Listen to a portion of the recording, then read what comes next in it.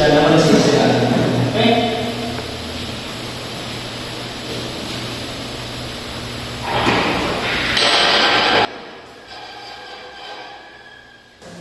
Brother Reggie, nabisita ka man, wag nakita man ako si mong tsura daw may problema ka man. Ngayon sa man ang imuhang, kung sa mong matabang sa imuha, Brother Reggie. Ha? Actually, Pastor, I have a problem regarding sa akong grades. Oh.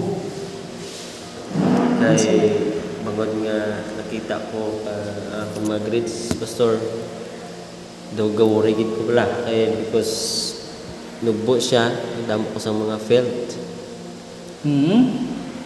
Kag ako nakita nga akong mga classmates, dagko ilang mga grades.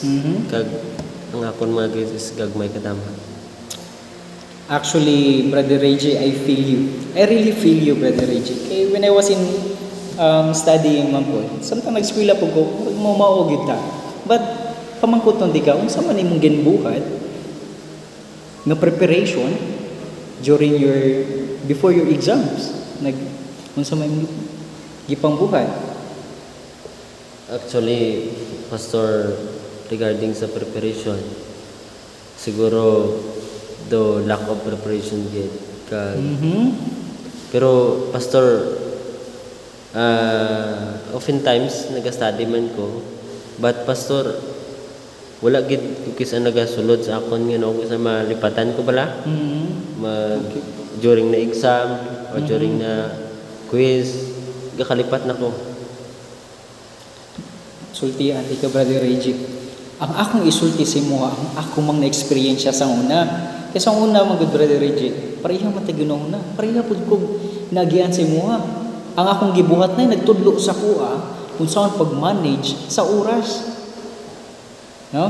Ug ako nang gikuptan ang bersikulo nga naisulat sa James. Actually, nibili na akong Bible sa among balay, but na-upload sa akong cellphone, ang giingon diri sa libro sa James. Kani nga bersikulo mo niya akong gina-claim. Nag-ingon si James sa libro sa James. Siyang kapitulo 1, versikulo 5, nangambal diri, if any of you lacks wisdom, kung kinsa sa inyo nagkulang og kaalam, ang hambal diri, let him ask God, who gives generously to all without reproach, and it will be given unto him. I tell you, Brother Reggie, uban sa tabang sa Ginoo, uban sa imuhang gulig pag-study, ang mao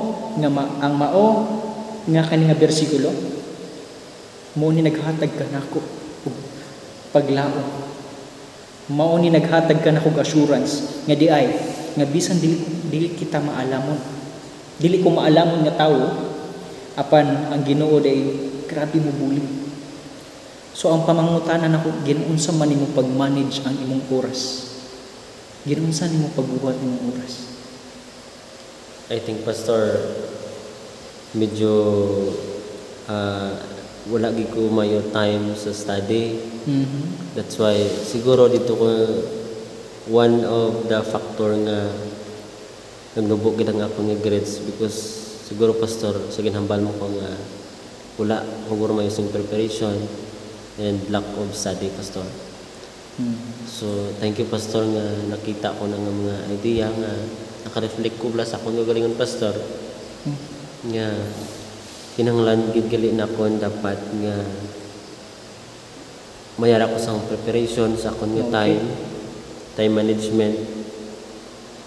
Kag regarding gina, Pastor, sa ginshare nimo nga bersikulo sa Bible, really inspiring, Pastor, nga nagahatag sa akon sang idea nga there is a God nga amo gid ang source ng wisdom, source ng tanan nga knowledge, nga wala na sang iban nga makahatag upod sang imo pagtuon, pag-prepare kag pagpangamuyo gid, Pastor. So thank you, Pastor, for that. Praise God, Brother Reggie. Inspiring. Praise God.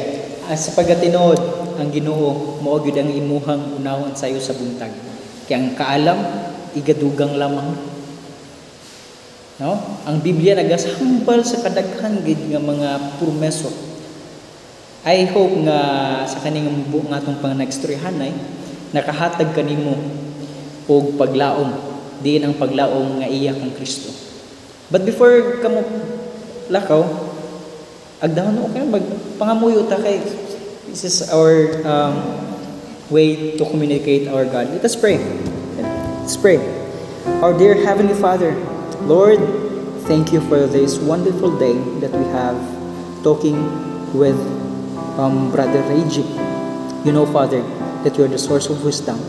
I pray, dear God, that you will bless Brother Reggie, his family, his sponsors, that someday he will graduate by your grace and with your help. Thank you for hearing and answering this humble prayer. Please cleanse us, forgive us from all of our sins. In Jesus' name I pray.